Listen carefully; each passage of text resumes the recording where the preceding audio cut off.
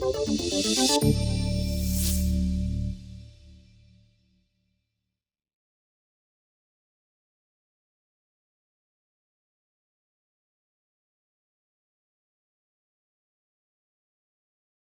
right, we'll go ahead and get started. Can you guys hear me okay back there?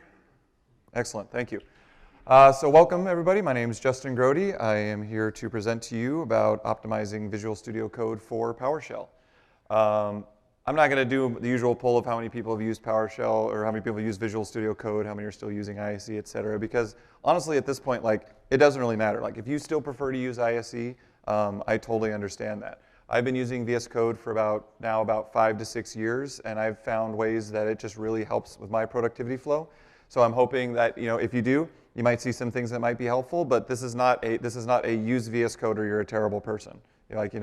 But this might just give you some ideas. Like, if you're still kind of thinking about it, you're on the fence, you maybe, because it is a big shift. I mean, I did it like 5, 6 years ago, and it was painful. I mean, like, I had to relearn how to do a bunch of different things. But I mean, I can unequivocally say that just like how PowerShell, the sacred vow of PowerShell is, you take the time to learn PowerShell. It's one of the best things you'll do for your career because you can use it everywhere. I did that 15 years ago, and I'm still here, just very much driving a powerful career with PowerShell. Learning Visual Studio Code was the second biggest thing that I ever did, because not only do I have this great tool for PowerShell, but now I also have this tool that when I need to do TypeScript, when I need to do C#, when I just want to dabble with them, I don't have to learn a whole new JetBrains or any of that kind of stuff. Like, I can just use the tooling that I know, and the time that I've invested in that helps carry over to all these other things. So most of this presentation is mostly just going to be a lot about going over some neat little tips and tricks on how to optimize the environment. One thing I want to emphasize, this is not a getting started with VS Code presentation. We're going to go into the weeds on a bunch of stuff. We're going to go into a lot of what's happened in the last year, which has been a ton, and just show off a lot of really neat, cool stuff that I've learned from my experience spending a bunch of time in it over the year, little tricks that I've found here and there, and hopefully help you get some thoughts and thinking about ways you can use Visual Studio Code to make your PowerShell experience even better. But that being said, if you've never seen Visual Studio Code before in your life, don't panic. Even if you don't understand a word of what I'm doing up here, you're just going to see little things here and there. You're like, oh, that's kind of neat. I can see how that could help me. But you don't have to feel intimidated like you're going to be totally lost with the stuff that we're doing here. We're mostly just going to go through just a bunch of fun little neat things. It's going to be very demo heavy, and we're just going to go through all those kind of items. Come on, what's your... no. Well, that was my presentation. Who cares about slides? So my name is Justin Grote. I'm a data center solutions architect and Microsoft MVP. These are sort of just my links. So basically, pretty much, I put all kinds of stuff that I fiddle with and make up out there on GitHub. And so that's my GitHub. GitHub has this feature called gists, if you're not familiar with them, which are just sort of easy little one-off scripts. They are actually full repositories too. But I put a lot of stuff out there, lots of little handy little scripts and bootstrap scripts and little ideas that I have. And then, of course, there's my Twitter. I post all the time about stuff that I'm doing, trash on opinions. The nice thing about being an MVP is I don't have to toe the Microsoft line if I don't want to. So if there's stuff I don't like, I talk about it. So so those are my main links. And so so if you want to follow me, you want to see my stuff there, feel free. I want to give a special thanks to Ally Digital, my employer, which sponsored my travel to be here, and they've always been a great support of me. Big multinational MSP. I've been with them for 15 years. Our main thing is, there's a big talk that we always talk about is, the whole thing about build versus buy. If you run a business, your core competencies, that's where you make money. You don't have a electrical department. You don't have a sewer department. You contract those out to utilities. So these days, even more and more, you can do that with IT. And we're the people who are there for that. You have your core competencies. You have your main things, your core line of business applications. But you don't want to, your focus is on your applications and not your infrastructure. Basically, what we do is we take over that portion of it. And so we do that. We're big global company, all kinds of that kind of stuff. Great company to work for. I've had a great time with them. So if you have an interest in that kind of stuff, check them out. And again, thanking them for helping me to be here today. So this is kind of becoming sort of like a pseudo series. Did this last year, and I also did it at PSConf EU. And I think I have a third one that I didn't have up here that I did for PWSH 24. Actually, I think that might be the one on the right. But if you just Google like optimizing Visual Studio Code for PowerShell in my name, it'll probably come up. Loads of extra tips. I'm going to try not to, most of the stuff that's in those I'm not going to cover here. But if you want to learn some stuff about neat little settings tweaks, settings files, all kinds of cool little extensions, great presentations to go back and check out. For this presentation, I'm going to do a bunch of different little samples. I have a repo out there, which is just on my GitHub, just PS Summit 2023 demo. I'll get the slide in there too, so you'll have all the links and everything. It's not a very complicated. There's just like a couple scripts that are just sort of sample scripts, but they're nice things that you can maybe just take and then run in your own little VS Code and kind of see the same demos like I did. And then the link at the top, I honestly completely forgot what that is. Oh, I know, remember, that is my settings file. So if you go to that link, it will take you to a GIS that is my VS Code settings file. And it's like 1,000 lines long at this point, because I love to tune and tweak every little thing I can, and not just in PowerShell. So if you want to look like, you know, because if you ever go into VS Code, there's a massive ton of settings. It can be super overwhelming. You don't know what's good, what's not. Well, I've invested a whole bunch of time in playing with the stuff that I like. So for my personal preferences, you can go in there and see things. And you might see something like, oh, I didn't know you could do that. I didn't know you could undock the debug thing and have it just float around so that you don't have to have it stuck over there. Just little stuff like that. So that's a good thing to go through. And if you go through some of the past presentations, one of my past presentations was basically, even though it was a couple of years ago and there's a lot of new settings, one of my past presentations was just kind of going through each one of those, and it was all commented with like why I chose this. It's like why I like this, why I don't, what's there, what's not, that kind of a thing. All right, so here's VS Code. This is my VS Code. So it's got a few things that are a little different than out of the box. I'm one of those weirdos that likes the activity bar on the right. And the reason why I like that is when I do this kind of stuff, my code doesn't move back and forth. I hate that. Like whenever I like open something, my code jumps, it goes back, it goes here, it goes back. I want all that stuff over here. Now, that being said, one of the really nice things that's been added to VS Code is if you do Control-Shift-P, by the way, if you don't know Control-Shift-P, also like I think F1 they now make, so that's like much easier, but I'm my old cranky, you know, I'm very bad at learning new tricks, but this is what's called the command palette in VS Code. And so if you've never seen it, this is basically just Google for VS Code. Like everything, pretty much everything you can do in VS Code is in here. Like if you scroll this thing, this is going to take me, watch that scroll bar over there. You know, we could sit here for probably half the presentation for everything you can do, because pretty much everything you can do in VS Code is in this menu. But it all autocompletes. So if you want to do debug, if you want to do that kind of stuff, what the heck was that? But so the kind of thing I want to show is, first thing I want to do is turn on screencast mode, because I have a big thing circled over here to remind myself to do that. So again, as you type things, like it'll figure just, it does kind of fuzzy matching and finds everything that kind of matched what you typed. So one of the things I'm going to turn on here is screencast mode, so you can see it when I do little keystrokes and that kind of stuff. One of the other things I'm going to do here is I'm going to show this thing. There's this new thing called a secondary sidebar. So you have sort of your main bar. You're pretty used to that. But what they've added is they've made a new additional sidebar that you can put anything in there. Now, I have a couple things in here. I like my little test extensions that go in there. There's this thing called Thunder Client, which is a really cool REST API tester. It's really handy for like when you just want to like test the thing and see like what result you get back. And it's got all kinds of funky, cool things. Definitely something worth checking out. That's another talk though.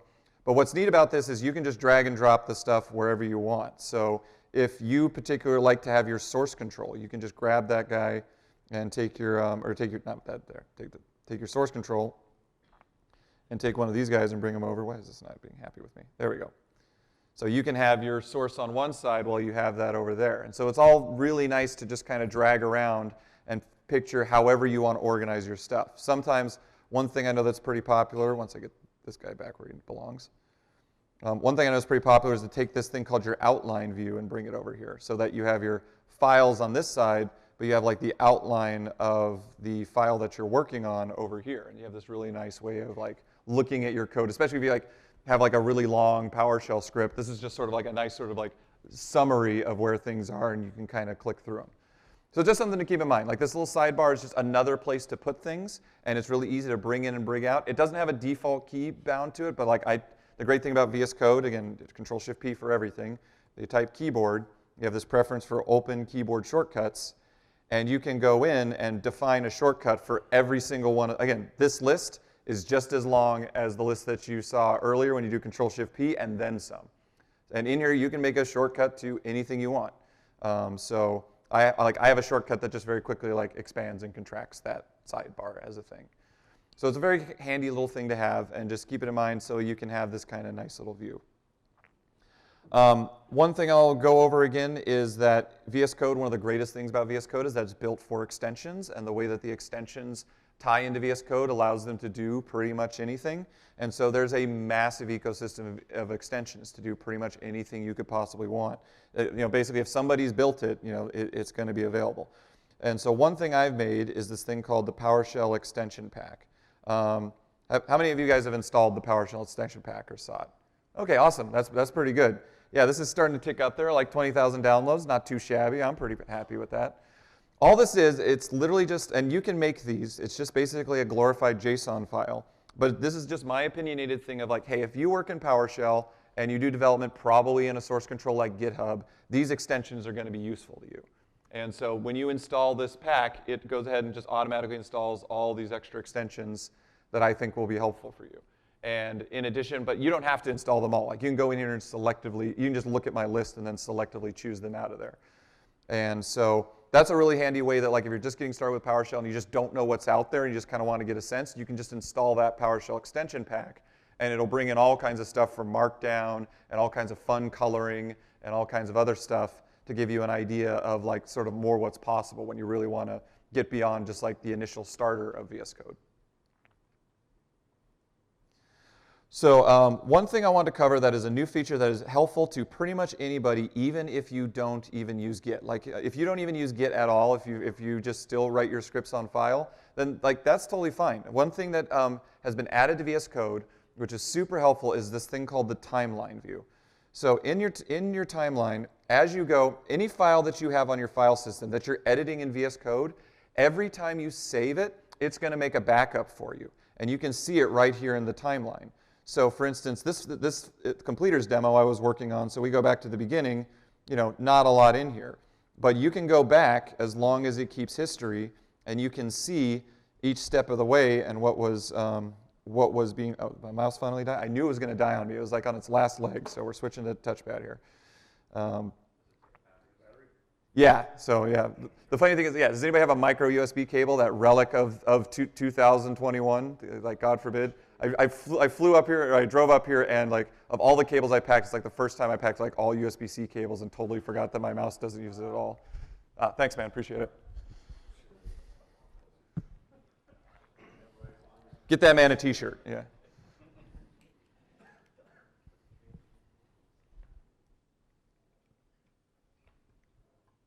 All right, and we're back probably here in a minute. We'll see. All right, anyhow.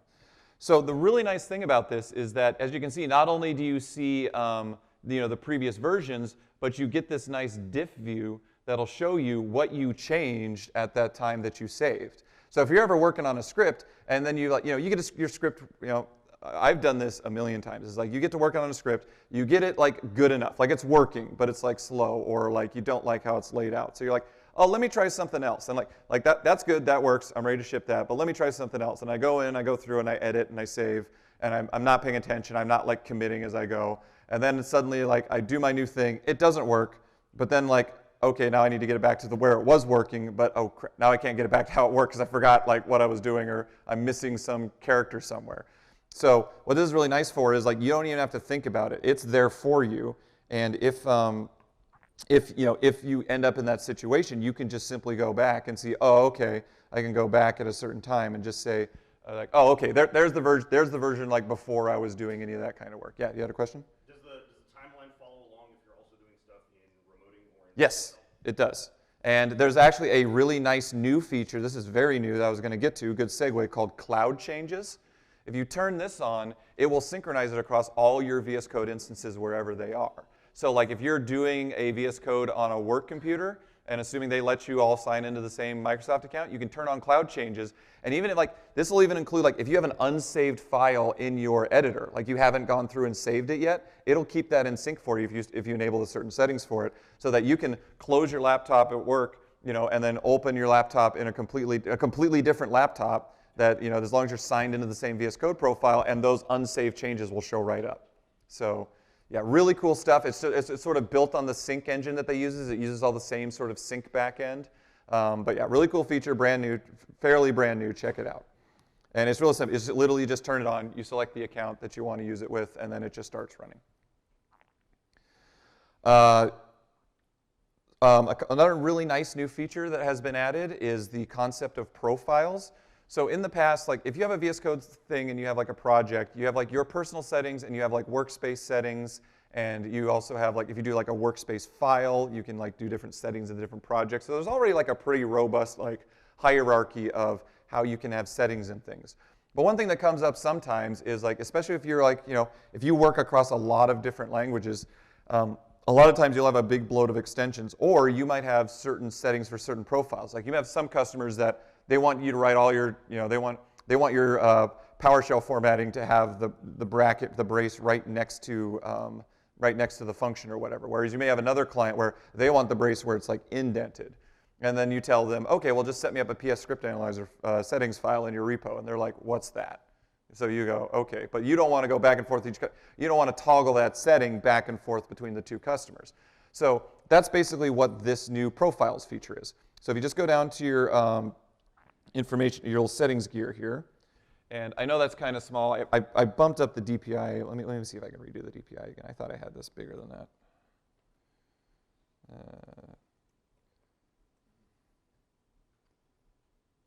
I bumped it to 150. No, it's a 150. Okay, VS Code is just being small, so let's try this. There we go, that's better. Okay, so over here you now have this little thing for profiles, and so you can create these new profiles. So what VS Code has done is they've worked hard for both not just your settings, but also like your view, like how you position things on the screen. Basically all the stuff that goes into settings sync, what extensions you want to have installed. And so when you switch to a different profile or you create a new profile, it switches to that. If it's a different, you can have a different theme so you can tell the difference between customers. It's a completely like, it's almost like a container for your settings and your extensions and everything. So now that I go into this one, you'll notice like now my toolbar's over on the left. A lot of the icons that were there are gone, so I don't have anywhere near as many extensions installed as I used to because I'm working in this particular environment. I don't want certain extensions to be there because maybe they conflict or maybe they cause my VS Code to slow down because they weren't written properly to activate. So in this, like, I just want the PowerShell stuff, so it starts up fast and it does that kind of stuff. And I have my own custom settings for this. And you see down on the icon there, there's that little DE for demo. So these all also work with settings sync. So if you make a profile, it'll go into settings sync, and so you can go to another computer and still have that profile. And what's really neat is these are exportable. So you can set up an environment just how you like it. Like you could set up a reference environment for somebody coming into your environment, and you can just click this export profile, and you can choose the individual items you want to export, and it'll dump it out to a JSON file. So it's a little bit more than just the settings JSON file, but you'll see it even includes your UI state. So you can set something up where, remember how I said like the side panel, like you want to have certain things in this side panel and over there? You can save that state as a profile and then give that to somebody and give them like that view. And so that's a really helpful thing, really powerful for like getting teams to be on a consistent thing, easy way to like get them restored. And this works with code spaces. I'll talk about code spaces a bit, but basically it's just a way to run VS Code in a container, and there's lots of ways to do it, code spaces and dev containers. But you can add this so that when somebody first comes into your environment, they can get like the view that you want them to have of your repository in terms of where the tools should be and such like that. You know, that gets really opinionated. We all as developers have our own ways of like how we like to do things, but it's just sometimes it's nice to know that it's there as an option. If not so much for like, oh, I want you to work the way I do, but more in terms of, hey, let me give you like a preset of VS Code so you don't have to figure this stuff out, but check this out. Like you've already got the test extension and it's there in the corner, and it's I've already added the settings for you to, you know, bring in the special version of .NET that I need to write the certain thing I have. Or you know, I have it set up so that it defaults to PowerShell 7 instead of PowerShell 5.1, so you don't have to learn how to toggle that kind of a thing. So really neat new thing. The settings profiles are there, and this also enables, you know, not as like direct to you guys, but one thing that's really neat is on the command line, there's now things where you can do like -- profile and select your profile that way. And where this comes in really handy is like, so I do some contributions to the VS Code PowerShell extension, and like I'm not a member of the Microsoft team. I have some frustrations, and my code is very much like my house. Like I have frustrations just like my house. It'll just get dirtier and dirtier and dirtier, and then there's going to be a point where I just snap and I'm just going to clean the whole damn place up. And that's how I am with like features. Like with the debugger feature, which I don't know, how many of you guys were in the VS Code presentation yesterday with the team? Okay, that's pretty good. So you know how they were talking about the debug, and they kept pointing to me. They kept being like, "Justin added this feature." Well, that's me. That's me in my house after probably about 2 or 3 months of being super frustrated that it wouldn't do this thing, to the point that, like, you know what? I can't take this anymore. I don't care if I have to learn, if I have to spend 2 months learning TypeScript to figure out how to write this stupid thing. I'm gonna fix it because it's driving me crazy. That's how half that stuff comes in there. Anyhow, that's a long way of talking about. So with profiles. What you can do is that in the testing, you can make it so when you test an extension, you use a profile sort of like a temporary location. You didn't used to be able to do this before. You basically, like, it had to share your settings. So like when we would run tests, it would screw up all our settings. So you can make these little isolated environments for actually testing the UI of VS Code. So we added in a bunch of that test scaffolding to the VS Code extension, and it makes it a lot easier for us now to like test features that actually like can, you know, be verified that they work right in the extension without the test being really difficult. If you were in that presentation, they talked about spending like months and months and months of rewriting the tests. Most of that was actually in like the C# part of the extension, which is called PowerShell Editor Services. But the actual editor part of the extension, like the client part, still like the tests are still kind of loose because of this limitation. But now that we were able to take care of that, we were able to kind of get a lot of that stuff sorted out. So that stuff should move forward a lot faster. Not something that's like super relevant to you, I know, but it is good to know that like profiles now is this really nice feature that took a lot of work, but now has this ability to really isolate your settings, be able to let you distribute them, distribute a profile, and allow you to have those different environments without having to do the sort of hacky stuff we used to have to do, like use Peacock to like say, oh, in this folder, you know, just dynamically change my theme so that I know this window's this one and such. Now all that stuff works great and it's built in. So we'll move on to another item that was added that is super helpful for PowerShell. So one common thing that comes up is like when you're going to start a new PowerShell project in VS Code. How many people like have oh, did you have a question? I'm sorry. Thank you. Yeah. My profile? So I have my settings JSON out there. I haven't really exported my profile because it's,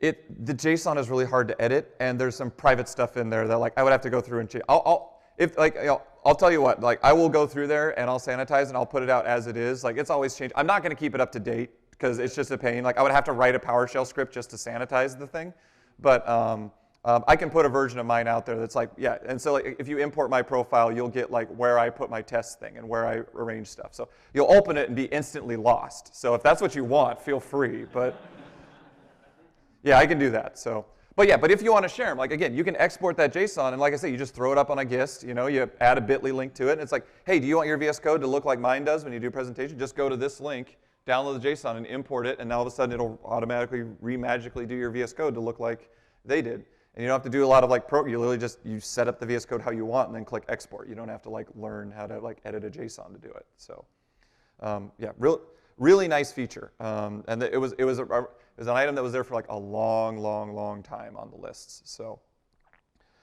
all right, not one other, we're going to do a lot more than one other. But next item is on these things called, so the question that I had for you guys was, who here has ever actually like done debugging in the VS Code PowerShell? Like have you ever run a script, gone to a breakpoint? Great. So when you first open VS Code, most of the time, like the first thing you have to do when you start a new repo is you got to build that launch JSON so that that stuff actually works, right? Like you got to go in and you got to click like add configuration and all that kind of stuff. So what you can do now, I'm going to do Control Comma, which is the fast way to get into settings, and I'm going to flip over to the JSON view because that's how I roll. Oh, and then again, here's kind of a neat thing is like you can both see your personal settings and then you can go to like whatever your current profile is setting. So actually, I probably just need to go back to my other profile. But you know, you don't even have to restart VS Code. Like I'm just going back to my other settings here, and it's probably going to lock up here while it moves everything around. Yeah, but see, it just reapplies all my settings and goes back to this is how I like my VS Code. That other one was basically a default plus where I just added some stuff. So what we can do here is I have, you know, a lot of times when this does it too, like it's not perfect. Sometimes it helps to just do the reload. I do this reload window so much, I bound a custom key to it because like all the time I'm just like, nope, restart. If you don't know this command, by the way, this is like one of the best commands in VS Code. It's basically a way to like reboot VS Code without having to close it and reopen it. So if you just develop a reload window, like I bind it to a key, so I just have to hit Control-Alt-R. There's also another one that's pretty helpful. Not as necessary anymore because it's become much more stable, but it's probably not good. So PowerShell restart session. This will restart your PowerShell, and same deal. So I do F5 to like run my scripts. So when I get angry, I smash 2 more fingers onto Control-Shift and then hit F5 to make it restart it and do it correctly this time. That's how I always remember the shortcut. And so this is just really helpful. This will just restart your whole PowerShell session. So like if something gets screwy or your IntelliSense isn't working, that one's a really good go-to. And even just like 6 months ago, I would do that all the time. I almost never do that now. Like the extension's gotten so much more stable with those debugging pipeline improvements that they were talking about. Very difficult stuff that I don't understand. It takes real gurus like Patrick, seemingly science on Twitter. Those guys every time. My favorite thing is, as a little side note, like if you ever talk to me in the Discord, I call myself, I'm the Cunningham's Law guy. Who here knows what Cunningham's Law is? Okay, good. So if you don't know what Cunningham's Law is, it is the best way to get an answer on the internet is not to ask the question, it is to post the wrong answer and someone will correct you. So if you come to the PowerShell Discord, you will ask a question. I will very confidently answer you, oh yeah, this is how you do it. And then Patrick or Chris will come in and they'll be like, no, idiot, this is actually how it works. I'm like, I'm sorry. So, but yeah, so those guys really know their stuff, and I look up to them all the time learning, they help me all the time and mentor me through a lot of this. This of learning how to contribute to VS Code PowerShell. I mean, like those guys just helped me and mentored me. All I did was just ask for help on Twitter, so that's one way you can get into this kind of stuff. But again, the point of that long diatribe is that they have done a really good job of really improving the reliability. You guys have probably noticed like it doesn't crash as much, doesn't get stuck as much. It's much better at handling like debug situations going in, going out. And there's always more to do, but like I'm really happy with, especially in the last 8 months to a year, how really good that process has gotten. So I'm going to shrink this down just a little bit again. Nope, not that far. Is that still readable for you guys in the back? Sorry, we got the long room this time as opposed to the wide room. So yeah, okay, yeah. We'll go just a little bit bigger. So to get back to the thing of user profile debuggers, we'll just go down here and I have to find it in my massive configuration file here. Okay, so you can now define this new thing called launch. So if you define a launch header, you can define, basically this should look just like your launch JSON. So you can define at the user level your launch configurations. So no matter what repository I'm in, I have these particular launch things. Like I have one to just launch an interactive session so I can just do stuff, and if I happen to hit a breakpoint, it'll stop there. I have one for just running a file. I have one for running with arguments. I have one for pester tests, that kind of thing. Well, you'll see all these over here. If I go to run, I have no tasks JSON in here. I have no anything like that. But if I go over to my run, I always have these options. See at the top where it says user settings in parentheses? So I always have these PowerShell options for debugging, and I don't have to go set up a launch JSON. I don't have to touch somebody's repo and add in that launch JSON. You can just add it to your user settings now. So it's this exact same format as when you do it. If you just want to, if you're not comfortable with like this format, then all you just do is you just go and you create a new launch JSON and let it, there's those buttons for like add configuration, and you can pick what you want and it'll like autofill it for you. You just cut and paste that into here. It's the exact same format. It's literally the exact same schema. And so if you do that, so here's the ones that come from like the VS Code PowerShell. Here's a couple that come from a test thing that we're doing. Here's a couple that come from my little ChatGPT module, PowerShell Assistant. But at the top always are the ones that, my PowerShell ones are always there. So it doesn't matter what repository I'm in, I'm always able to just immediately debug PowerShell without having to do that. Yeah? Oh, did you have a question? I'm sorry. I can ask one though. Does that actually stop the notification pop-up if you open a repo that doesn't have the, like it says, VS Code detects there's no debug configs? Yeah, so the question was like, if you enable the user settings launch JSON, does that stop the pop-up that says, hey, we're not sure if you have any, hey, we noticed you don't have any launch configs, would you like to create one? I honestly don't know. I mean, we could try it. We could just start a new repo and find out. Here, yeah, we'll do it live. Okay. Am I good? Hey, all right, I got a mouse again. Thank you very much, sir. And so we will, we got time, so we are doing pretty good. So we'll just, I always like to just, my way of doing things is like in my folder, I just make a folder called projects, and that's where I put all my stuff. And if you look at if you open up my Windows terminal, I don't know if this has my custom terminal on it or not. Yeah, I got that in there. So I do a little, I'm a less is more kind of a guy. I don't like the prompts that have like 5,000 things on them. I like it to be contextual. Like if I have a Git repo, show me something. Otherwise, all I want to see is that I'm home. Like I want a Zen mode of like focusing on what I'm doing. So rather than see my home, it just says a home. But if I go to projects, this is called Oh My Posh, by the way. You've probably heard of it for like prompt customization. This is my version of it. Because when I go to projects, it doesn't show like home/projects. It shows me a little construction icon. And that's just, I just know that, okay, I'm in my projects directory.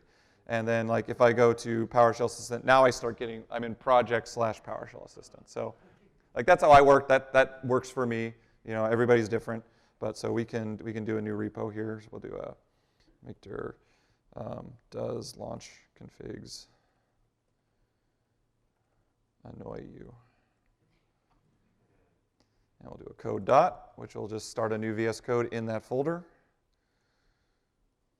Wow, that does not read as well as I thought it would in all caps. Test.ps1. It does. So that should trigger my PowerShell extension to start. And we will reopen it again. So are you talking about like when you hit debug for the first time? So it's like when you hit debug for the first time, it asks you, right? Or the PowerShell extension starts and down at the bottom right, you get that little notification. Well, I didn't get it this time, so I guess not. I mean, but like the runs are here, so like I have this interactive, so I can just say start this, and we'll do run and hit start. And so again, with zero, there's no launch tests or launch JSON in here. Like it's just coming from my user settings. So really good, if you're just messing around with things, making new folders, doing all that kind of stuff, like you can now not have to avoid that boilerplate step. Makes you just that much more efficient, get stuff done faster. Yeah. So let's see. I got one more thing. Actually, I think this will be good. So at this point, like, does anybody have any other sort of like general questions, like of what I've like covered so far? Before we move on. Yeah. When it's doing the file versions. The timeline view thing, right? Okay, let's go back to that. Timeline view, it doesn't require Git. Doesn't require Git. Where does it store? So the question was, with the timeline view, it doesn't require Git, so where is it storing these revisions? It's storing it in your user local state profile. So if you open up your local app data, if you go into VS Code, there's a folder in there that'll have all your previous revisions. So it's stored locally. So yeah, if you take the computer and throw it out the window, yeah, you lost that code. It's not being backed up in any way. But like if you put that folder and you like symlink it to OneDrive, then all those revisions will be backed up on OneDrive, and you can get them that way too. But ideally, you're using Git. You're using that to push to remote. But and if you enable the cloud changes, then it'll back up those timelines to cloud changes as well. So, but yeah, but it's basically just automating the process. I mean, again, the old school way of my script copy 2, my script copy 3. It's just automating that of what we used to do that way. It just makes it so that hitting save, it's basically just saying taking that one and making a copy 2 and putting it over there. So does that make sense? Oh yeah. Yeah.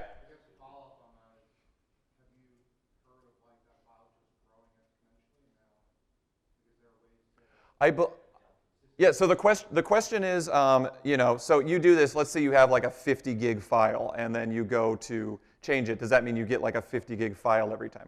I don't actually know the full internals of it. I do believe it actually does diffing of it, so that like it's only, that's why like partially like why the diff system works here, and you can see the files. And also like one thing I didn't mention is like you can right click here and like, again, if this is your good copy, you can just right click and say restore contents, and it'll bring that version back. But as far as like the storage, I think there are some like safeguards in there, because like this was a feature that was in development for a really long time, and like you can go out and look at the GitHub discussion on it, and it's like massive. So I don't know for sure. I believe that there is like a VS Code setting that's like max timeline history, and I think it defaults to something like I think like probably something ridiculous like 10 gigs or something. But like once you hit that max, then it just starts deleting old history after that. Otherwise, it saves it. I believe Don't quote me on that, but I'm pretty sure that's how it works. But that's something that, if you go to the release notes for when it came out, which I believe is in January, they wrote a whole article about how it works. So there's detail for that. Yeah. Going back to your example in the timeline where you have the working version of some code and then you make a bunch of other changes and want to go back, is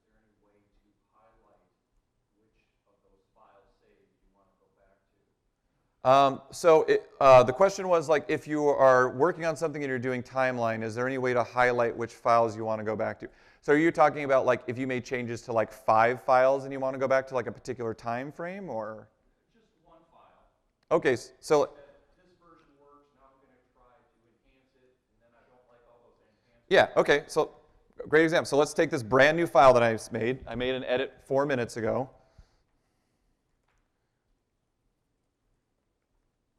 So I make a save, and now I have that change. So you just click rename. So you can just say, well, that one, it works on my machine. So you know, your guy brings this script, and he's like, you know, he says like, hey, I took your script, it doesn't work anymore. Well, I'll go back to it works on my machine, and I can just do restore. It's like, are you sure? Because once you do this, there's no going back. Because like again, it'll still be in the timeline there. But see, now I'm restored. But then I restore that, I'm like, okay, now that I figured out. You know, it just treats it as a new revision. So even that previous version where I broke it is still in the timeline. So like once you restore, now you're back to that new file. You know, it's basically, you know, conceptually it's like as if you're doing a git commit on every save in a way. So like, and so all the sort of similar kind of rules apply. You can rename a commit, you can go back. That's not what's actually happening. Like it's not using git on the back end, it's using its own custom thing. But you can kind of conceptually think about it that way if that helps. Does that answer your question? Okay, great. Any other questions before I move on?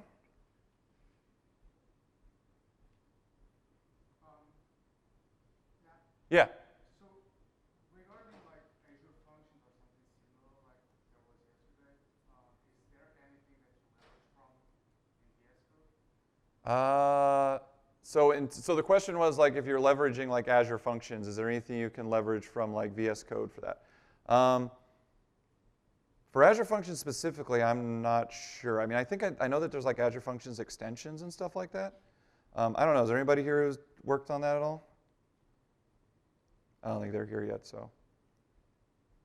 All right, well, maybe we'll come back to that a bit later. So, yeah, like I've worked with it a little bit, but you know, like let me think about that for a bit. We'll do some other stuff and we'll come back to it. All right, so moving on, we have some items around, let's go to completions now. So let's, so one of the things that they were talking about in the presentation yesterday, if you were there, was that there's been all these really great fixes in IntelliSense and completers and all kinds of stuff around VS Code. These kind of come from 2 different sources. There's fixes that have been done in the PowerShell extension, but a lot of these are actually changes that have been done to the PowerShell repo. So there's this guy, and let me see if I can pull up the PowerShell repo here real quick. That is not the PowerShell repo. Wrong PowerShell repo.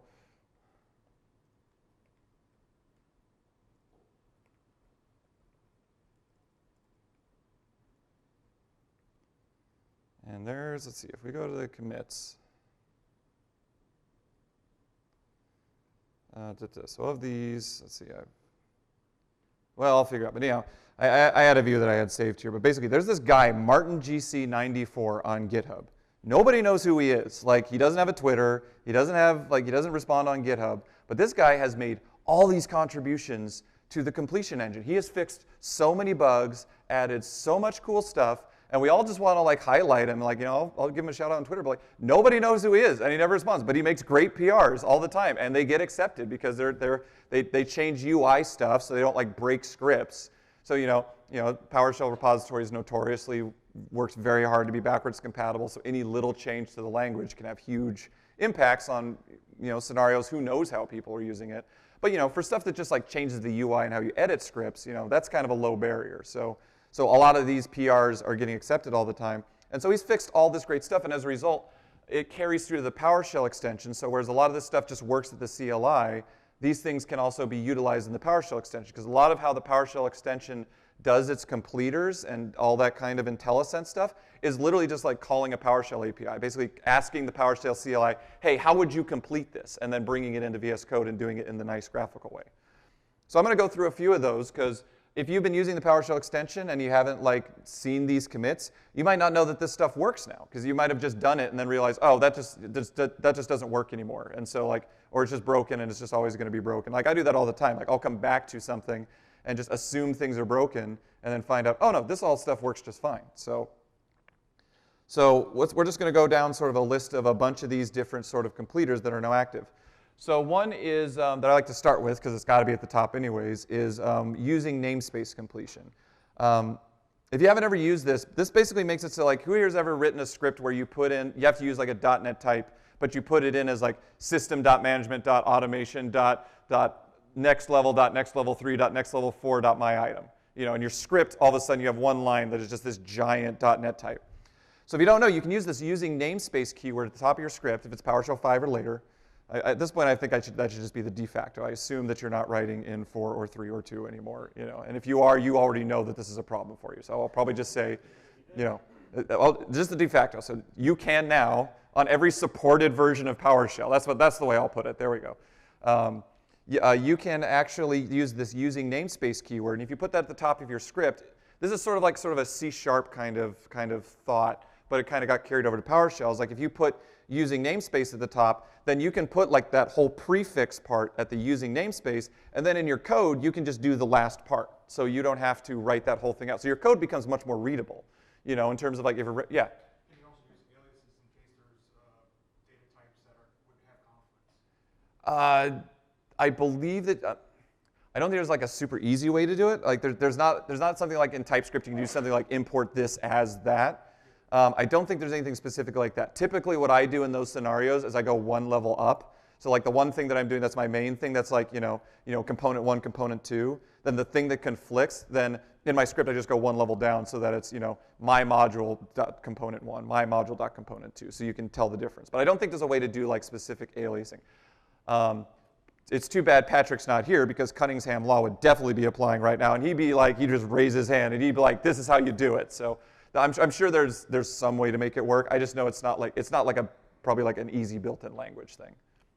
Anyhow, so the point of this being is that you can have that, but sometimes you got to know like what is the namespace that I can use. So if you have a terminal, you know, if you're going to do a type here, oh, I probably don't have my extension going. Okay. You know, so if you're doing something like system management, so one thing that you all probably know is that any .NET type that's in your thing, this already gets auto-completed. So like if you're doing this, you're like, okay, good, I can kind of find my way down to what I'm trying to do, like action preference, for instance. But what's nice is up here, this now auto-completes. So if you're here, all of this stuff now auto-completes. This didn't used to work. So you can kind of get down to what you want. A really common one is like, you know, people like to use like, you know, like generic list as opposed to using like arrays because they can be faster in a lot of situations by a lot. So if you do that, then instead of having to do what you see in code all the time, which is system generic list string, $x equals at, like that, now you can just do, or sorry, system.collections.generic list. Now you can just do list. And that will work fine. So if I copy that, paste it in, take this guy. See, like, it doesn't give me an error saying, I don't know what this type is. Because you can basically put that namespace in there and make your, and you know, this is a lot easier to read, especially if it's like in the middle of a code block. Oh, it's a list of strings, as opposed to it's a system.collection.generic. You know, whatever list of strings. But that completion didn't work. So that's just, you know, it's a little thing, but it's nice because it used to be like, oh, you'd have to look it up and maybe you misspelled it or any of that kind of stuff. You just have to type the first couple letters, hit enter, and then not worry about misspelling it.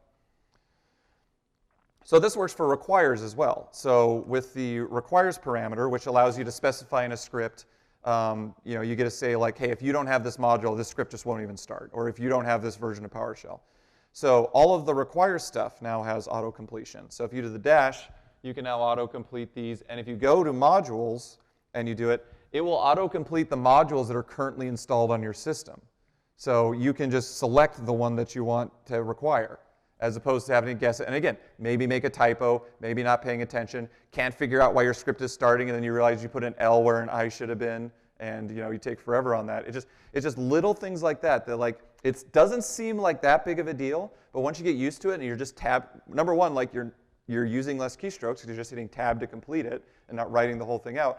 But you're also ensuring that you're getting the correct thing that you wanted and just avoiding a dumb error. You know, it just saves you it's just that much more time that you don't spend 5 minutes going, oh, I put an I instead of an L there. And it just makes you that much more efficient, optimizes your VS Code for PowerShell. Hey, look, I said the title. I love it when they do that in movies, when they say the title of the movie in the movie. I'm always just, it's like that, what's that Once Upon a Time in Hollywood, like the Leo meme, you know, just like, they did it. So another thing that was shown in the thing, I'm going to go ahead and bring that outline view back up here again, except it's in my sidebar because I moved it. See now, all my stuff's screwed up thanks to you guys. I got to bring it back where I like it. I like it over here because that's how I am. So one thing, this is something very, very new, is classes didn't used to be sort of like a first-class citizen in terms of like VS Code didn't discover them as symbols, but now it does. So now in your outline, you can see that a class is there. And if you have a class defined, you know, it's obvious here because it's like right there, but like if this was like a 500-line file and you're like, where does this dog type come from? You can do the go to definition and take you right there, or you can do the peek definition, which will, without leaving where you're at, say, hey, this thing is defined here. And then if you want to go there, you can just double click it and then it'll take you there. So this always worked for functions, this worked for other things like that, but now it works for classes. And so you have all of that. And as a result, because of that, you also have the ability here, when you're, come on, terminal, what are you doing? Oh, because I haven't done the class. This is my problem, I never use F8, so. Oh, I don't have F8 built on this keyboard. Let's go back here. Oh, I know why. Again, because I'm a super special snowflake, and I don't have F8 bound there because I want to be super special, and I make my F8 Control-Enter or Shift-Enter, but now it overlaps. There we go. It's Alt-Enter. That's right. I changed it. So like for my F8, I rebound it to Alt-Enter because that way I can like enter, and then Alt-Enter to run the code. Except now I just completely forgot about that because I've been doing demos in basic VS Code, and I hit F8 all the time. Like, why doesn't my F8 work anymore? It's because you unbound it, doofus. Okay, so anyhow, to get back to where we were, so now I just have that class here, but so now you have the class, but now I have autocomplete for my classes. So if I have Spock and I do dot, I get all the properties of my class I defined.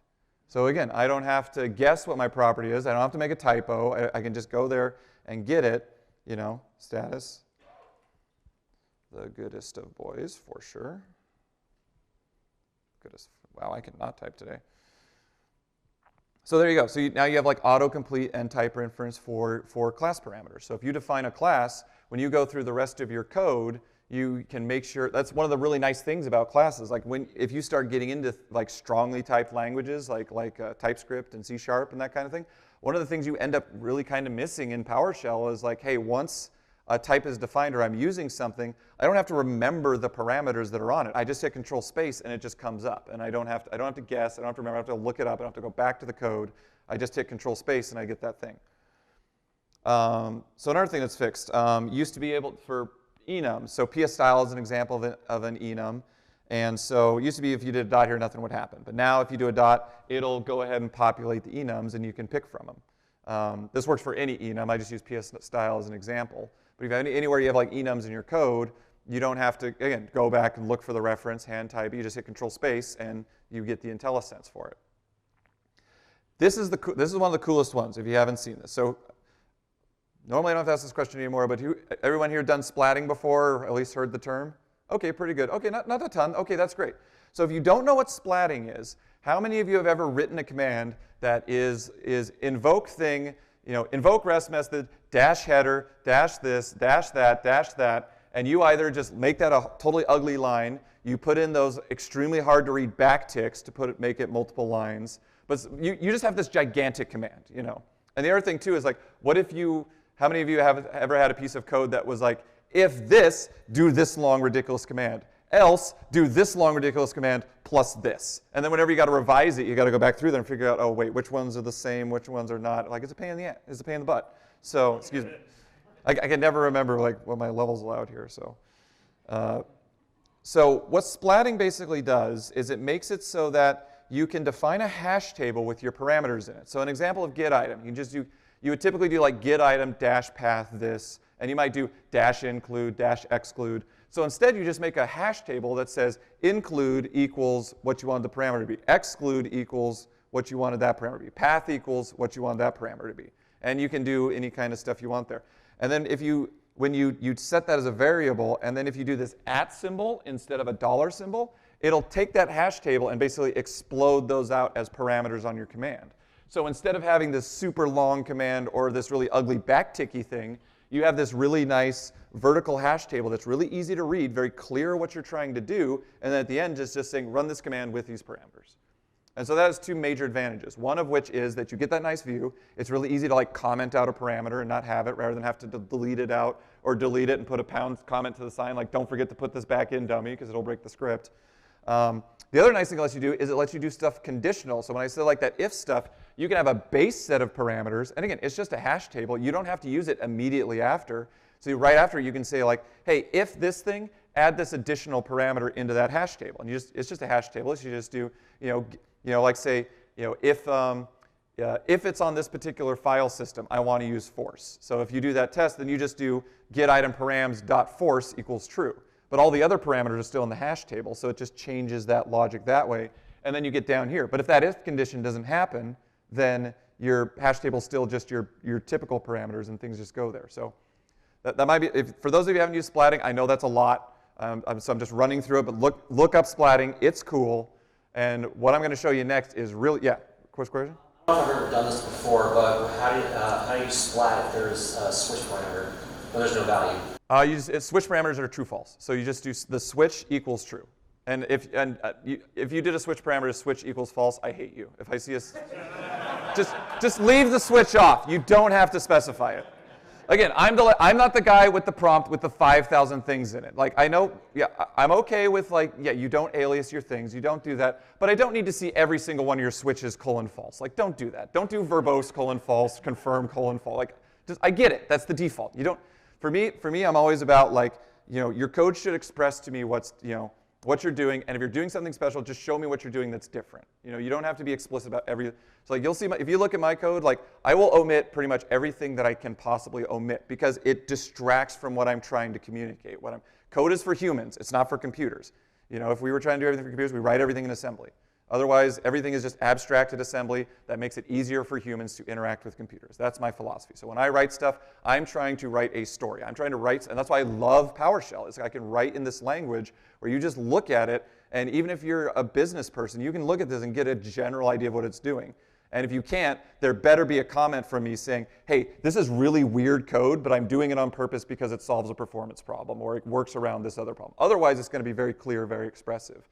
And even if I can't do that, I'm going to take that stuff, shun it off into a function that's very clearly defined. It says get this thing, whereas all the implementation logic is ugly and disgusting. But the actual core flow of the code, anybody should be able to read it, in my opinion. All right, so soapbox over. 40 minutes later, we get back to this. And so one thing, though, is like, you get this, but like, how do you know what parameters are on get item? Well, you can come down here and kind of autocomplete, and you'll see that. Everybody sees this, they know that. But what you can do now is as long as you define the parameter and then you define the splat, when you come into the hash table and you hit control space, you get all the parameters that are from the command. So it evaluates, yeah, that's cool. I do splatting all the time, and I would typo commands all the time. I'd have to go look up what the thing is. Now I just go here, like if I get item and I do control space. If I change this to get process, and I do control space, I get the parameters for get process. Yeah? So if you've already picked the parameter that's now defining your parameter set, does it change it and the options in that? It didn't used to, but again, thanks to Martin GC94, God bless him wherever he is. Yeah, see, name came out. That doesn't mean you can't still do name. It's just originally this would. If you have different parameter sets where you're now locked into one because you picked an explicit option in parameter set. That's a good question. Let's see. What's a good one? Let's see. Let's do a help on get item. Sorry, we're going full nerd out. Yeah. So I think path and literal path are separate ones. So if I do literal path, path should go away. So we'll do get item dash literal path. Nope. Come on, magic. Oh, it's because I locked up my code. Okay. Also, number one thing you'll learn in VS Code, and it just has to be this way. There's no other way. If your VS Code terminal is stuck, if you can't see the prompt, your IntelliSense is not going to work. Just Be that aware. So like, if you can't see your prompt and your IntelliSense doesn't work, make sure you can see your prompt. That's like one of the #1 things. I'll get to your question here in just 1 second. So we're just going to see if this works, and then we'll go from there. So, so if we come back down here, control space. Okay, so no, it doesn't. So, but, yeah, there you go. Yeah, I mean, there's no reason that couldn't parse it, but there might be reasons you want to do it. Okay, sorry, what was your question? Have you found any good ways to quickly refactor inline parameters to splatting? I've always wanted that, and I didn't know if anybody had any. Yeah, there's a guy on the Discord called Seemingly Science, Patrick, who knows everything under the sun. So there's this thing called the PowerShell Editor Command Suite, and it works on the command line as well as PowerShell. But what he does is that he's written a bunch of refactorings just like that, where you can highlight a thing. I don't have it installed here because I was doing some stuff. In short, basically, look up, actually, here, let's pull it up here. Editor Command Suite, Patrick is rad, is what I would normally type, but there we go. Okay, so this thing. If this Editor Services Command Suite, he adds all kinds of stuff that adds all these refactorings. And so you can go in, this will probably demo a bunch of them. But so you'll do that, you'll let a code action, and it does all this crazy stuff you can do. And that one you just did, convert command to splat expression. Did you see that? It went by really fast, but that does that. I use that a bunch. So yeah, yes, there is a way to do that. It's not built into the PowerShell extension, but the PowerShell extension has extensibility to do that kind of stuff, and he's written a module that uses that extensibility. We're hoping to make that a lot nicer. Right now, it's just command palette stuff. We want to eventually, well, I want to, I'm not part of the PowerShell team, but I mean, like, I want to hopefully, if I ever get time on my giant pile of to-do list, one of the things I want to do is be able to take all the things that show up in that command palette to do it and convert them to code actions, so that when you're on a command that's, say like, you can set a preference that says, if a command has more than 4 parameters on it, give me a little light bulb and let me click that and say convert to splat expression. Like, that's what I want to do. It's not there yet, but it is certainly possible. So, I want that too. well, again, I don't know if you're aware of this, but the PowerShell extension is open source, and you can feel free to open a PR anytime. All you got to do is become an expert in TypeScript, become an expert in C#, understand all the internal working engines of PowerShell, and you can contribute. Like, it's so easy, anyone could do it. That's why it only took me like 5 years to make my first PR. Yeah. So the splat parameter auto-completion. Yes. Is that just proximity based? No, it'll parse the whole script. So like I don't know if it works cross-script, like if you had it defined as a script variable here and your dot sourcing other, I haven't like stress tested to that level, but you can certainly like, you can take this guy and put him way down here and it'll still work. And yeah, because like as long as it's in scope, because what it does is that whenever you make a call to the completion, it goes to PowerShell and there's this special like get completer API. And it's a really simple API. It's just simply, it's almost like ChatGPT. It's basically just asking PowerShell, hey, here's the code. What could possibly complete this? And then there's a whole series of crap that kicks off of AST parsing and flow rules and visitor patterns and stuff I don't understand at all that eventually comes with the result of here's what you can complete it with. And all this, the extension part is actually really light. Like none of the logic of this is in the VS Code part. That's all in, it's not even in the editor services part for the most part. It's in the PowerShell repo. Like all that stuff happens inside PowerShell. That's why this stuff works at the command line too. Like if you're doing a, this might be hard to demo, but we'll try it. Test equals that. Get item at test. See, it works at the command line. Okay, so you get, okay, I Yeah, like I said, it's passing this through in a nice GUI thing, but all this stuff works in PowerShell too. That's one of the things I want to note is pretty much every one of these completers, if you're super hardcore and you don't even use Notepad, you write your scripts as multi-line command one-liners, like it can help you here too. The control space, well, I have it bound to control space. I don't know if that's the default still. I think it is. But yeah, all those same completers work at the command line. I'm just demoing them in VS Code because they come up automatically for you and you don't have to remember. it's binding the two on the variable. Now I see that. And sorry, yeah, let me blow that up a little bit. Sorry for those in the back. So if you didn't see what I did, I just basically did the same line of code that I did in VS Code, but I did it at the command line, and then I hit control space, which is sort of like the autocomplete, just like when you would like control space a parameter. Just showing that all this stuff is not VS Code magic. This stuff works in just your standard PowerShell command line. The caveat being, most of this stuff, you need PowerShell 7.3, and some of it you need the 7.4 preview. So like this is not going to work in 5.1. This is not even going to work in 7.2 LTS for the most part. Most of these completions are new. But again, we're all PowerShell guys. It's not that big of a deal to install the current version. And if you're running on the current version, these are some of the advantages that you get from doing that.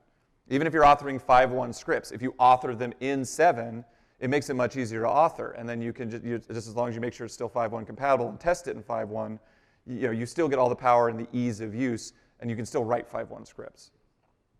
Or Windows PowerShell scripts. I don't even know what I'm supposed to call it anymore. Like, I still say PowerShell Core occasionally. I don't mean to. Okay, so moving on to the next item. So one thing that I've been doing a lot of, like when I worked in TypeScript a lot, like a thing I love is like all these things of like implied types. Like basically, in PowerShell, everything's dynamically typed. And that's super useful, especially if you're a beginner, because you don't want to have to figure out that an int needs to be a string, or you don't want to get these cryptic errors that, hey, this type doesn't match that type. Like it feels all super anal retentive, and like I just want to get stuff done. And 85% of the time, that's how I am. The other 15% of the time, I'm working on a really large code base, and my PowerShell scripts, I change one thing, and now I spend the next 3 hours finding all the places of the references that I messed up and didn't figure out, and getting cryptic errors, getting null references, getting all that kind of stuff, drives me bananas. It's like the most biggest waste of my time, to the point that like whenever I'm working with PowerShell, I'm like, why can't I have that stuff? I mean, I know why I can't, but like, like when I'm like, I really like that, like if I define this thing, if I just take a little more extra time and like really rigidly define something, that the compiler, before I even run the script, is gonna say, hey dummy, you referenced a property 5 scripts over and 20 functions away that you don't have on this original one. Did you mean to do that, or are you just forgetting that this thing was referenced there? And so, and then most of the time, like, again, I'm all about like really tight developer loops. Like if I'm doing stuff, I want feedback as fast as I can. That's why like an extension you may have seen when I'm doing things here, if I do something that's not real, my prompt up, oh, my extension was running. All these little context things, and like, most people, by default, you get your errors down in the property bar. There's this extension called error lens, which I talk about in the previous ones.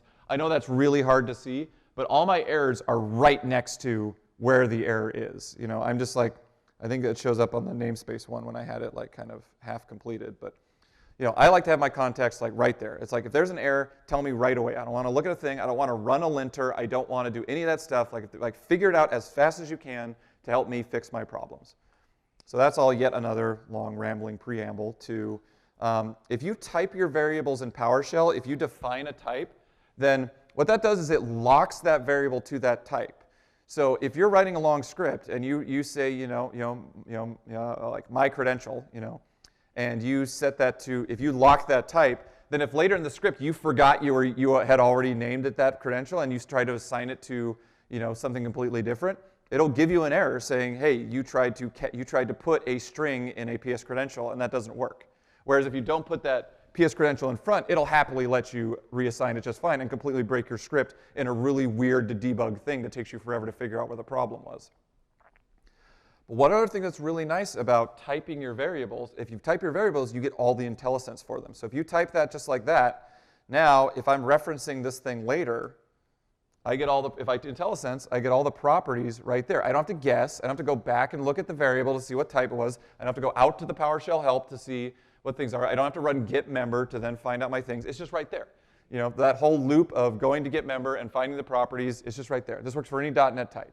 It's not just PowerShell stuff. Sorry, go ahead. Does it work if you only cast a type but don't actually instantiate the new instance of it? Yeah, most of the time it should. So if you do that, maybe not. Oh, it's because you haven't assigned it, so actually the type is still technically null. And the thing is that because PowerShell is not statically typed, it's still a runtime thing, so the editor has to see what that variable is assigned to. If it's assigned to null, then it's going to be, what goes to the PowerShell completer thing is, hey, what things can complete null? And the PowerShell extension just kind of stares at you like, what are you even doing here? It's like, do you not know how this works? Can you try the same thing in ISC? I think it used to work there. It probably does. I mean, again, all these completer APIs, like a lot of this stuff is just passed through into PowerShell. It's just a lot of the stuff was broken or didn't exist. So the only thing about ISC is that it's locked to 5.1. So any of the completers, like the splatting stuff, is never going to work in ISC because that's 7 stuff.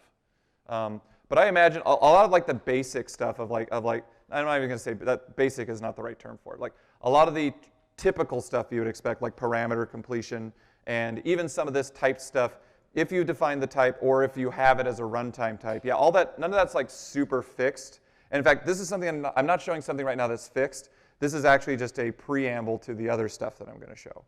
So this is more like, if you've never seen this before, just be aware that like if you type a variable, then you get really nice IntelliSense through the rest of your script. So now that everybody's on board with that concept, right? So our credit equals whatever. Now I got to do my, see now I can use my timeline view over here and just be like, hey, what changed here? This is actually Git, but in my gutter, it shows me just nice little indicators of like, hey, you added something here, you changed something here. And I can click here and see exactly, it's kind of hard with the small screen, but I can click here and see, okay, this is exactly what I changed and what changed. I took that thing and I edited it from that to that. Say, okay, revert it. You know, fix my stupid mistake, and now it's fixed. So now that doesn't use timeline, that uses Git, so that was going back to my last Git commit when I was testing this. That is super useful. Like if you just want to experiment with something and you just hack away on it, but you don't want to like revert your whole repository, you don't want to figure out the git reset command line to get that one file, you just go to that gutter. And it's also really good in like code, or if you like were working on some code and you walk away from it because you had to go fix an emergency and you come back 3 days later and you're like, what was I even doing here? You know? Well, you can go to the diff, you can go to the thing, or you can just go in the code and then just look for those little gutters. Again, it's just little UI things that can make a huge difference in your productivity once you get used to using them. Like this, you know, I will never fault anybody for writing PowerShell Notepad. If that works for you, great. But just like stuff like ChatGPT and stuff, like if you get an assignment, I get an assignment, and I have all these tools and Copilot and little magic brushes in Copilot, which I'll show you, that just let me magically fix stuff, like I'm going to get this project done faster than you. And then who's going to get promoted first? You know, so that's it. You know, it's just what it comes down to. And now, if you have no competition and that works for you, that's fine. Like you know, there's plenty of room for COBOL programmers still. You know, but like that's my philosophy. My philosophy is like, you know, as soon as I saw ChatGPT, I'm just like, I got to learn everything about this because like. It was like as soon as VMware came out, it's the first time I saw VMware, I'm like, I have to learn this because I don't have a job in 10 years if I don't learn this. As soon as I saw cloud stuff really take off, like AWS and Azure, I'm like, I need to drop VMware right now because I need to get into this stuff because it may not be 10 years, it may not be 20 years, but like if I want to be where the action is and I want to be where all the exciting stuff is, I got to get ahead of this. Now, I didn't do that with crypto, I didn't do that with NFTs, thankfully, but you got to pick and choose sometimes, but yeah. So, so that's the whole concept of the idea of being able to do those kind of completions. But now there's a lot of additional kinds of inferences that you can do. So one thing that you can do is that if you set output type on a function, you can specify the type. And this doesn't have to be like just PowerShell types. Like I made that class earlier, that dog class. And so now that I have this function that's defined in my thing, and I'm just going to go ahead and run it just to make sure it's in here. So now that that output type is defined, wherever I'm calling that function, now I get auto-completion for the result of that function. And the reason you have to do output type, because in PowerShell by default, you can output anything. Like, it's not strict on what you return. And that output type is not strict. It's not going to error if you output a string. Like, you're just basically offering a hint saying, hey, I wrote this function, and you just have to trust me that what's going to come out of it is something of the dog class. So, but now it makes it so that, again, you can have that function be in a module that's somewhere completely different, and you're using script. You don't even have to know how that thing was written. But then when you do get dog, before you even test it and run it, when you get to your next step, you can get the IntelliSense and already know what the properties are. Again, without having to do get member, without having to do all that, you're saving maybe you're saving 30 seconds. But if you save 30 seconds 1,000 times, that starts adding up to real chump change, you know? So then once you have that, another nice thing is you have the same kind of, I demoed this earlier, I jumped that. So yeah, so you can auto-complete these, but one thing that's kind of neat is that you don't have to know the very specific namespace. You just have to kind of know what your type is. So if I want to do something like PS credential is a bad example because it's got an auto-completer. You do like process. So like, these are all the .NET types in my system. Like everything in .NET that's loaded in my system, whether it comes from modules, whether it comes from what's built into PowerShell, whether it comes from what PowerShell adds in, every .NET type auto-completes here. And you notice that was pretty fast. It used to be a lot slower. Patrick did a lot of great work speeding that up. But what happens is when you go here, like, I don't have to know, actually, let's go back to my list example. Like, I don't have to know, this might not work because I have the, yeah, because I have it as a namespace. Let's see, what's a better example? Let's do, what are these specialized ones? Let's do concurrent bag. There we go. So I just know, I read somewhere that concurrent bag is something I should use. But I don't know what library provides, I don't know, but I know it's built in. So when I do this, I select this concurrent bag. Once I select it, it auto-fills the rest of the name for me. So you don't have to remember system collections concurrent. You just know concurrent bag. And, and then like, I don't have to remember the rest of that stuff, just fill it in for me. And you saw when I did list, because I did the using namespace, like if you do list here, because I had the using namespace at the top, it doesn't complete the rest of that because it knows that I told it already, like, I don't want all that junk. Just anything in this space, I just want the short name. So again, another nice little thing, speeds things up, optimizes your experience. One thing I do hope that we eventually get added is very similar to like how TypeScript and C# work, where like you can do a type like concurrent bag and have an option where if you hit enter here, rather than put the whole thing out, it will just put the short one and then put the using namespace at the top for you. But that's how it works in TypeScript. That's how it works in C#. It's super nice. It's super convenient. And I do believe there's a way we can make that work for PowerShell too. And have it as an option, obviously. Not everybody wants that, but it would be a really nice option. One other thing that's been fixed is positional parameters. So what you can do is that there used to be an issue like if you had different positional parameters, like when you did these completions usually come up in like if you've written a script that has like, I want this to be the first implied parameter, I want this to be the second implied parameter. This has been fixed so that if you specify those, you can get to where you need to go and have it actually show the right correct next parameter, where sometimes it would fail out at this point. Just a little thing. So getting back to the whole thing about types. So one thing that commonly happens is that when you do things like get process select object, now at that point, like the PS item, again, you're looking at that PS item, you're like, what came out of this command? What do I need to get member on this to find out what's in there and that kind of stuff? So now there's inference for that. So if you get process and you do it to for each object, select object, where object, any of those sort of built-in like iterative link style commandlets, now on the PS item, you see it has all the properties of my process. So I don't have to go look it up. I don't have to do anything. Just as I'm writing, whatever type that is. In this case, it's a process type. So again, I can change this from get process to get child item. And then when I do my dot, I get child item properties. So that works with select object, where object, etc. Really nice. Again, saves you a little bit of time. If you're not intimately familiar with it, if you're working with an API, you're working with a custom module, you don't have to go look it up. It's just right there. You might have to look up like what that property does, but at least you're getting pretty much all the information you would get from get member just like right there. This is just a simple one. This IntelliSense now works. Like if you have an attribute, you can actually, this IntelliSense would not work. It now does work. So if you ever tried that before and it broke, it works now. So try it again. This one's kind of neat. So if you have a PS custom object, like you do a select object, also all this stuff, if you hover over commands, this has all been rewritten. It's going to get better than this too. Like we're hoping to get all like the get help and all that stuff in there. But for now, like you get all the different parameter sets of that command just by hovering over it. That's really nice. But if you have something and you take a variable and you do like a select object on it, then that just becomes a PS custom object.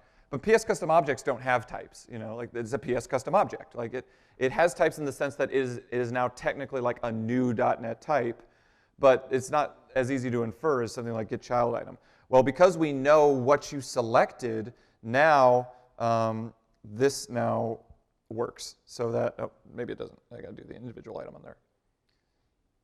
Technically, it's not PS custom object. It's a selected and dot and then the name of the original. Yeah. Why is this not happy? Well, I might be lying about this one, but I had it working. Okay, we'll chalk that one up to the demo gods. But typically what would work with this one would be is that if you did the select object through, oh, wait, am I on 7? I think this is a 7.4 one, so I might be in the wrong version of PowerShell. No, I'm on 7.4. Okay, I don't know. This is a preview thing. This will be in the next preview, but this is another one of those. I like a lot of this. I just went down that guy's crazy commits, and I'm just like, oh, this works. Oh, this works. Oh, this works. Well, I'll just put all those in a file and show that to everybody. But this one, basically, the way it's to work, if you did the $X, you should only see like name and path, like because it can know that you selected name and path. Therefore, name and path should be the only things on this thing.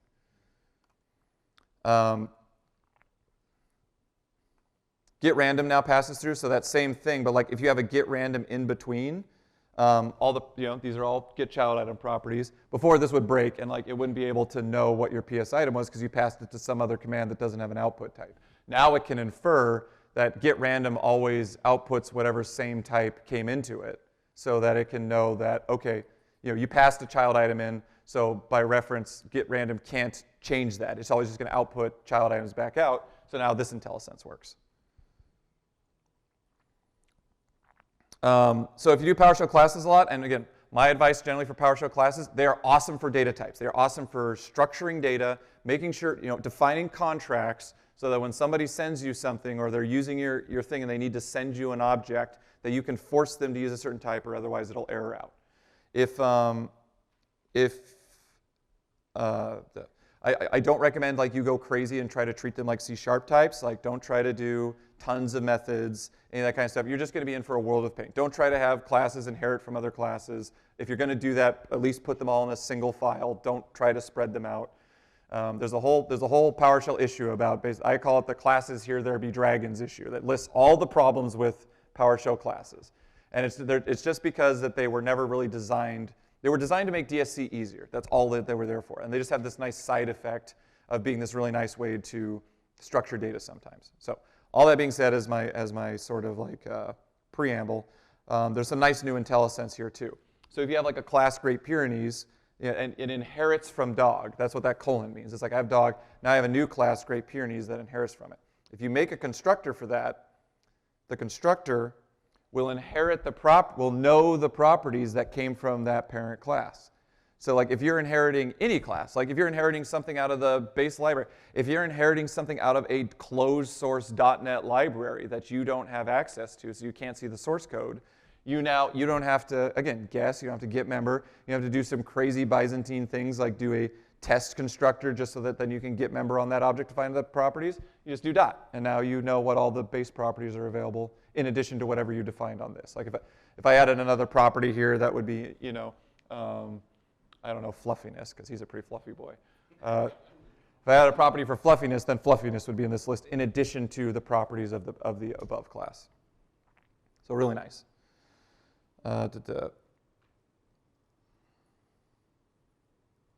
With hash tables, it didn't used to be able to infer the types of the things that are on them. Now it can. So again, same kind of pass through. Before you would do test items, and then like it wouldn't know like what's in there. Now it'll pass through so that you can get your IntelliSense on whatever that property of the hash table was. So even if each of your hash tables have different properties, you go to different properties, each one will give you different IntelliSense based on whatever you assign to that property. You don't even have to pre-type it beforehand as long as it's populated.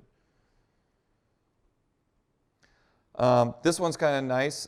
If you use any kind of .NET method constructors, which, is there a record? Did I not get this in here? Yeah, of course. It's because way up here, this is supposed to be using namespace. So here we go. So a quick example is like, I forgot the other stuff. So first of all, Copilot did this for me. That's cheating. But if I didn't have Copilot, I just start with system, management, control space, .a, control space, and I just save myself how much typing and how much time, because I use the IntelliSense. It just goes much faster. So now that I have that in there, and technically I have to run it down here for it to show up. Now error record will work because, again, I do everything short. Otherwise, this should be system, or you can usually leave system off, so this would have to be management automation error record. But here, because I did that using namespace, it can just be error record. So, but now that it's here, I can do a new, and if I autocomplete this, now you get all the different constructors that you can use for that .NET type. If you don't do a lot of .NET type stuff, every once in a while you have to run into this stuff. Every once in a while there's something you can't do in PowerShell, but there's something in .NET that lets you do it. And so if you ever use this new thing, before, like, this was just a wild guess. Or you would type new without the parentheses, hit enter in the command line, look at it there, but it's right here for you. And so you don't have to guess. And You have that available right there. Another thing that has been updated in VS Code, this drove me crazy for years. You couldn't resize this dialog. You now can. You can stretch this thing however you want. It used to be fixed, so like if the stuff ran off the screen, you're out of luck. Or if it was too tight, tough stuff. You use an ultra wide, it's like we don't accommodate your ivory tower status. Yeah. Do you know if it's possible to like open it sideways, like a different panel with just that definition? You mean like pop it out? Yeah. So not really because I don't. Let's see. I see. I never use that. So, but I haven't ever done it like that. It's not possible to like have it as like. I don't think it's possible to have it in like the side pane. Like I don't think it's where like you do new and then it shows up over there. I don't see any reason why it wouldn't technically be possible because the component can be moved to the web view. It just hasn't been programmed to do that. Yeah, again, I'm sure somebody out there watching this recording is screaming at me right now, being like, yeah, you just changed this setting and it works fine. But I don't know how to do it personally. That's just not something I do much. So yeah, I can't answer that one, sorry. Yeah, so that's kind of the main run of completers. And that took up a heck of a lot more time than I expected it to, but because you guys asked such great questions. All right, let's see. What else can we get to here in a little bit here? So well, I think the last thing I'll do is just some of the neat debugging stuff that exists. So a lot of the customization of like tuning and tweaking, getting all this stuff in. If you go watch those earlier videos that I talked about, there's all kinds of stuff in there. There actually is not that much new. There's some neat new extensions. There's a lot of that neat kind of stuff, and we can talk about some of those maybe after the session if you want to know about them.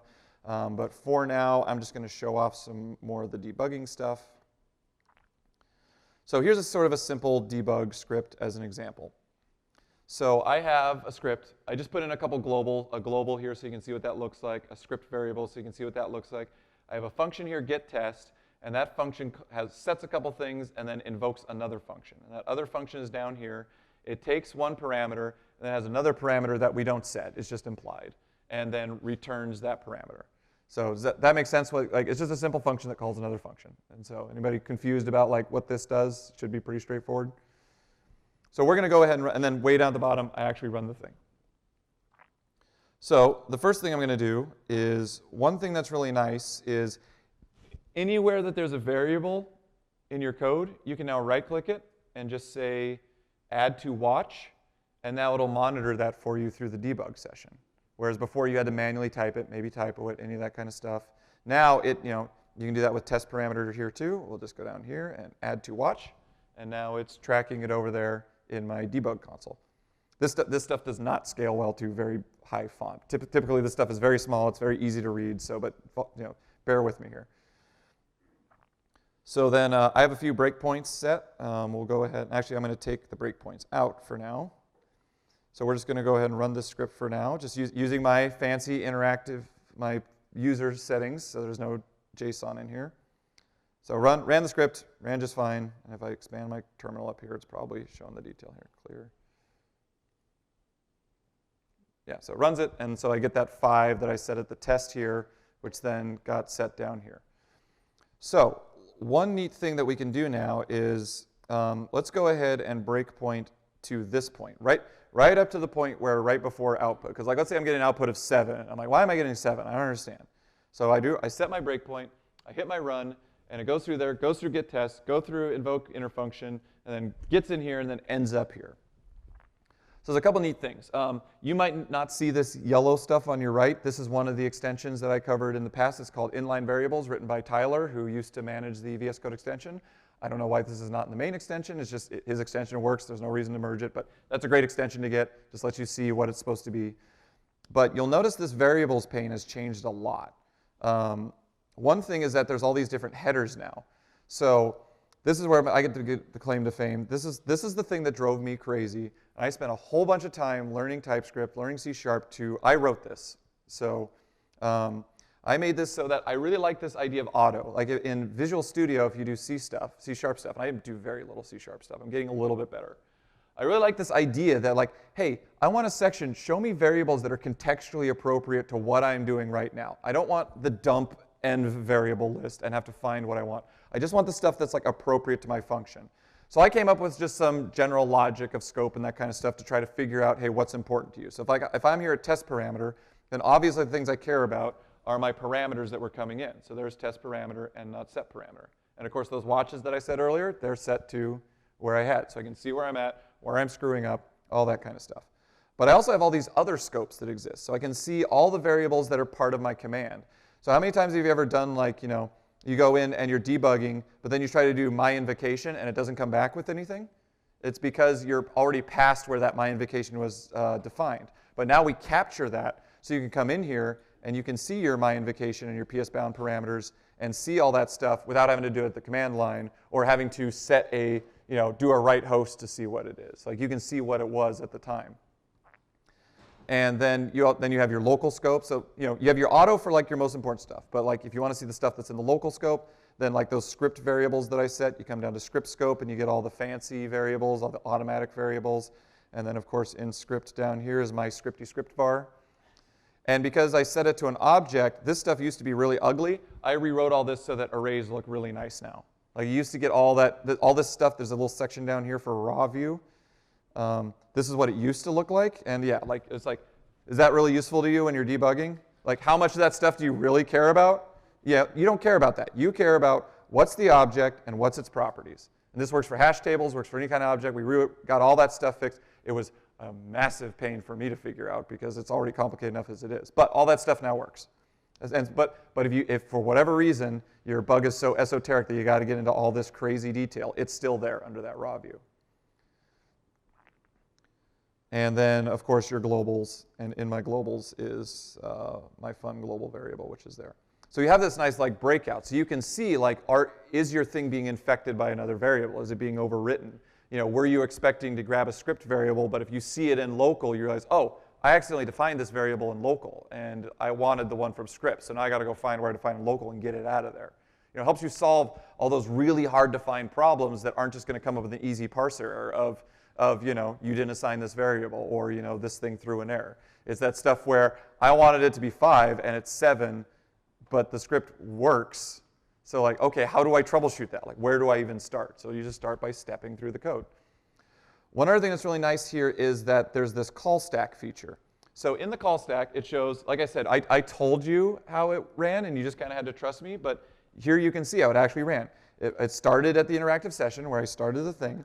It started this little script block, which is basically the way that we hook into, it's basically just dot sourcing the thing running. And then the next thing it did is it went to get test. It went through get test until it got here. And you see how the different colors? The green is basically like, hey, this is where we left get test to get to where we are now. And so now we're in invoke function. And then the yellow is, this is where we are now. And of course, the giant big yellow arrow also helps too. But you can also see the line number over there. And so then we can go to our main function. So we can see how we got here. So this is really useful, like if you're doing a loop or if you're working with some other code. Sometimes you get to a point, or this is really good, like if you get an error message, you can search for the error message especially if you're taking over somebody else's code, like if you're taking over a coworker's code, and you get some error message, you're like, where did this error message come from? You can just search for the error message in the code, put the breakpoint there, and then run the same code. And when you get to where that error message is, you can see how you got there. And then you can work your way backwards and realize, oh, I see. This was supposed to be this, but he didn't put any kind of parameter validation on this thing, and he let me type, cookies when I was supposed to type, dinosaur, and that's why it doesn't work, because he didn't let me not type cookies. But one really nice thing about this is, check this out. If you look at the variables, if I go back to get test, I see the variables at the time it went into invoke my function. So you can see this, you don't have to set a breakpoint here and then step in. You can automatically go back to where it was when it left that command and see the state where it is. Basically, it's almost as if you're going back in time and leaving your breakpoint here, but without actually having to rerun the script and go there, which is super nice. And again, none of that is like super magic in the code extension. All that stuff actually happens in PowerShell. Like if you look at the PowerShell debugging code, PowerShell's not 3 million lines of code for nothing. I mean, it's not all fat. Like there's a lot of very complex, very well written out, much smarter than me, or at least much more anal retentive than I am, to write all the code to capture all that stuff. And all I had to do was figure out a way to tease it out and display it in VS Code, and that's what I did. So that's kind of like the main aspects of the debugging in a nutshell, but I really wanted to show those different views. One last thing I want to show is this new thing that was added to VS Code. And again, it's great because VS Code is so written with the extensions and it uses all these standard APIs, is sometimes they add something and then we just get it for free because it just calls the APIs that we had already defined with a contract with the VS Code extension, sorry, the VS Code extension host, which is where the VS Code extension runs inside. There's this whole long API of like contracts that they give us. They say like, hey, if this thing happens, we're going to call this function, and then you can do whatever you want with that function. Just let us know. We're just letting you know that, hey, this event happened inside VS Code. So there's this nice new feature. Another way I can do this is like, say I didn't want to set any breakpoints. Say I didn't want to do that. I just want to check something. What if I just want to right-click this, and I want to debug? I want to run the script until I get to where my cursor is. So if you click Run My Cursor, it runs the script, and it came right to where my cursor was. I didn't have to set up a debug. I didn't have to do any of that. What this does is it calls your default debug profile, which in my case this was run file. It just sets a breakpoint basically in the background, but it's a nice little UI thing where it's just like, okay, I did that. Okay, I see how that happened, but what if I want to be here? Okay, so I don't have to set a breakpoint. I don't have to go click run. I just right-click here, run to cursor. I want to see how I got there, and now I'm there. So that is, I use this as soon as they introduced that feature. I just saw it one day. I was just right-click. I'm like, what the heck is this? And I'm like, this is so cool. That run to cursor works in TypeScript, works in C#, again, because they all just use the same standard breakpoints API. Like we didn't implement this. They just made a fancy thing that does all the breakpointing type stuff for you. And because we wrote to the breakpoint interface, well, I didn't write, Tyler did most of that. Then it just works. And that's one of the really great things about the whole VS Code ecosystem, and kind of what I want to close on is the great thing about VS Code is it's just like PowerShell in terms of philosophy. The idea is that you take the time to learn the tool, and they will do their best to make sure that it's the best investment you've ever made, because it's got a community around it that's passionate about it, but can't tell, right? That wants to make it better, has all the same frustrations you have, and that they're like, we want to enable those people who get frustrated just like I do. It might be a hurdle, the PowerShell extension more than most, because the PowerShell extension has to be extremely complicated just due to the nature of making it work like ISE. But they empower us to be able to contribute these things and make it so that everybody benefits. And that's part of the spirit and philosophy of open source, why PowerShell is open source now, why PowerShell is such a wonderful module library that anything you can want to think, when somebody thinks it up and they've had the same problem you have and they've taken the time to publish it, and if you've had the problem and you want to publish it, you have that there. So if you believe in that philosophy and you believe in PowerShell and open source, it's my opinion that VS Code matches that same sacred promise, and it's worth checking out. So thank you very much, and I wish you a good conference.